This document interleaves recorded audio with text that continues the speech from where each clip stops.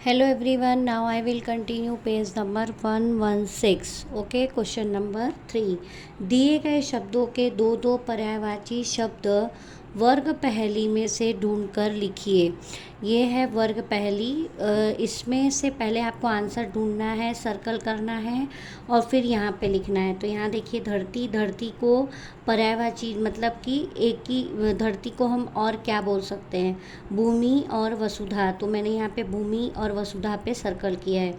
फिर पंछी, पक्षी और खग, तो यहाँ पे पक्षी और खग सर्कल किया है। पानी को जल और नीर, तो जल और नीर। फिर जग, जग यानी दुनिया और संसार, तो यहाँ पे संसार दिया गया है और जो दुनिया है वो यहाँ पे मैंने सर्कल किया है। फिर है अंबर यानी गगन और आकाश, तो यहाँ पे है गगन और आकाश।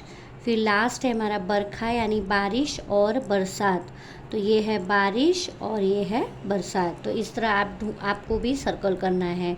फिर है क्वेश्चन नंबर 4, समान तुक वाले शब्द लिखिए।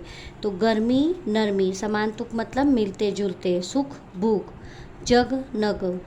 फिर नाम, काम, पानी, धानी, छाया, माया। ओके, नाउ मूल्य परक प्रश्न। ये जो मैं आपको डिस्कस कर रही हूँ इसे आपको कहीं पे लिखना नहीं है, सिर्फ ओरल डिस्कशन के लिए है। गर्मी का मौसम आपके मन और जीवन पर कैसा प्रभाव डालता है? तो बेटा जब गर्मी का मौसम आता है तो किसी किसी को तो गर्मी का मौसम नहीं पसंद होता, लेकिन गर्मी के मौसम में कुछ चीज़ें हम खाते हैं जो हमें बहुत ही अच्छी लगती हैं। तो गर्मी का मौसम जब आता है तो ठंडी ठंडी चीज़ें खाना और पीना हमें अच्छा लगता है, जैसे आइसक्रीम, तरबूज, आम, अंगूर, लीची। तो इस तरह बहुत सारे फल आते हैं जिनको फल हैं, आइसक्रीम है, कोल्ड ड्रिंक्स है, बहुत सारी ठंडी ठंडी चीज़ें खाना और पीना हमें पसंद आता है। फिर गर्मी की जब छुट्टियां आती हैं तो लोग उनको एंजॉय करने के लिए कहीं बाहर हिल स्टेशन पे, ठंडी प्लेस पे, या फिर अपने जो भी रिलेटिव्स हैं, बाप दादा हैं, उनके घर जाकर एंजॉय करते हैं। तो इस तरह से जो गर्मी का मौसम है वो किसी किसी के लिए बहुत ही अच्छा है। मतलब ऐसे तो सभी के लिए ही अच्छा होता है, लेकिन किसी किसी को गर्मी ज़्यादा लगती है तो वो मौसम उनको नहीं भी पसंद आता है, लेकिन उसमें गर्मी के मौसम में घूमने में और ठंडी ठंडी चीज़ें खाने और पीने में अच्छा लगता है। फिर सेकंड दिया है, आपको कौन सा मौसम अच्छा लगता है, क्यों? तो आपको खुद से सोचना है कि आपको कौन सा मौसम अच्छा लगता है और क्यों अच्छा लगता है। ठीक है, ओके। नेक्स्ट है सोच समझ की बात। अगर एक ही तरह का मौसम हमेशा बना रहेगा तो आपको कैसा लगेगा? तो एक ही तरह का मौसम बेटा अगर बना रहेगा तो हम दूसरे सारे मौसम, अगर हमारे इंडिया कंट्री में एक ही तरह का मौसम होता तो हमें दूसरे सारे मौसम्स के बारे में पता नहीं चलता कि दूसरे किस किस तरह के मौसम होते हैं, अलग अलग मौसम में क्या क्या होता है, क्या क्या चीज़ें खाई जाती हैं, बनाई जाती हैं, मार्केट में क्या क्या चीज़ें ठंडी में खाई जाती है, बरसात में खाई जाती है या गर्मी में खाई जाती है। तो इसलिए अगर एक ही तरह का मौसम रहेगा तो हमें थोड़े समय के लिए तो अच्छा लगेगा, लेकिन हम सब तरह के मौसम में आने वाली चीज़ें, खाने पीने वाली चीज़ें, जो अलग अलग तरह के कपड़े हम पहनते हैं, वो अलग अलग जगह पे मौसम के हिसाब से जो घूमने जाते हैं वो, तो इस सब चीज़ों को हम फील नहीं कर पाएंगे। इसलिए एक ही तरह का मौसम नहीं होना चाहिए। ओके, नेक्स्ट है, हमें सर्दियों के मौसम में धूप क्यों अच्छी लगती है?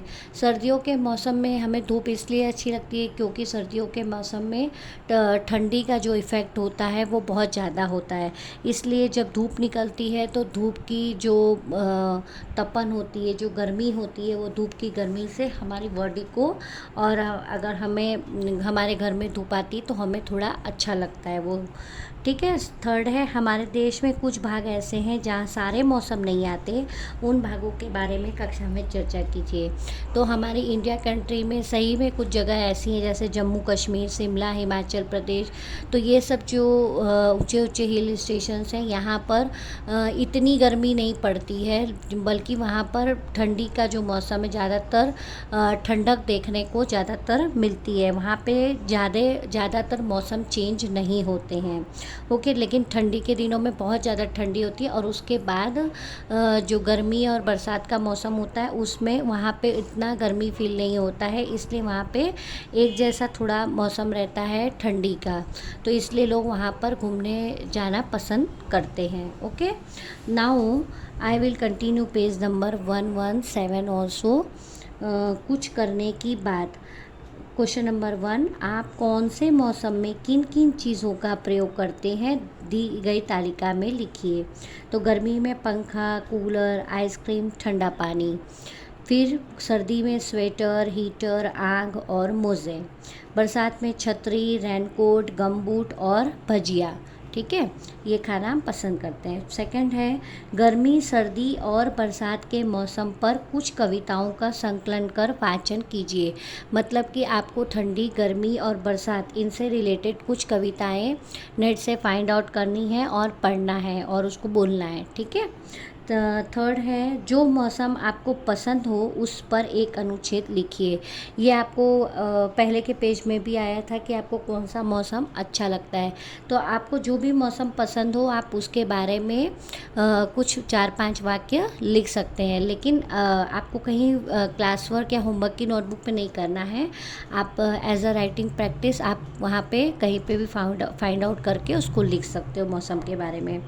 नेक्स्ट क्वेश्चन है, हिंदी महीने के नामों का पता करके चार्ट पेपर पर क्रम से लिखिए। तो इसको आपको चार्ट पेपर पे नहीं लिखना है, इसको मैंने आपको वर्कशीट में दिया है जो मैं अभी आपको डिस्कस करूँगी। ये आप हिंदी महीने के नामों का पता करेंगे नेट से, और हिंदी मौसम के क्या क्या महीने के क्या क्या नाम होते हैं वो आपको लिखना है। जैसे इंग्लिश में मंथ के नाम होते हैं जनवरी, फरवरी, मार्च, अप्रैल, उसी तरह हिंदी में भी महीनों के नाम होते हैं। तो वो आपको नेट से फाइंड आउट करके आपकी नोटबुक में लिखना है। क्वेश्चन नंबर 5 है, चित्र देखकर अपने विचार लिखिए। यहाँ पे एक पिक्चर बनी है जिसके रिलेटेड मैंने यहाँ पर लिखा हुआ है, जिसे आप लिखेंगे। बच्चे बर्फीली पहाड़ी का आनंद उठाने के लिए आए हुए हैं। यहाँ आप देख रहे हैं कुछ बच्चे हैं जो बर्फीली पहाड़ी पर आनंद ले रहे हैं। सुमन ठंडी ठंडी बर्फ पर बैठी हुई है। ये एक लड़की है जिसको मैंने सुमन का नाम दिया है। सरिता बर्फ को जोड़कर पुतला बना रही है। अभी एक लड़की है जो बर्फ को जोड़कर एक पुतला जैसा बना रही है। सभी बर्फ पर खेल रहे हैं, और इस तरह सब लोग बर्फ पर अलग अलग तरह के खेल खेल रहे हैं। ठीक है, तो यहाँ पर हमारा चैप्टर नंबर जो 14 है वो पूरा फिनिश हो गया है। उसके रिलेटेड जो मैं आपको वर्कशीट बोल रही थी वो मैं आपको यहाँ पे दिखा रही हूँ, तो आप इसे नोटबुक में लिखेंगे। हिंदी महीने के नामों का पता करके उन्हें क्रम से लिखिए। हिंदी महीने के नाम आपको पता करने हैं और please complete this worksheet in your notebook, और उसे नोटबुक में लिखना है। तो यहाँ चैप्टर 14 पूरा हमारा फिनिश हो चुका है। इसके रिलेटेड जो भी आपका PDF है वो मैं डाल दूँगी। किसी को कुछ भी डाउट होगा तो उसमें से देखकर आप कंप्लीट करोगे। Okay, thank you.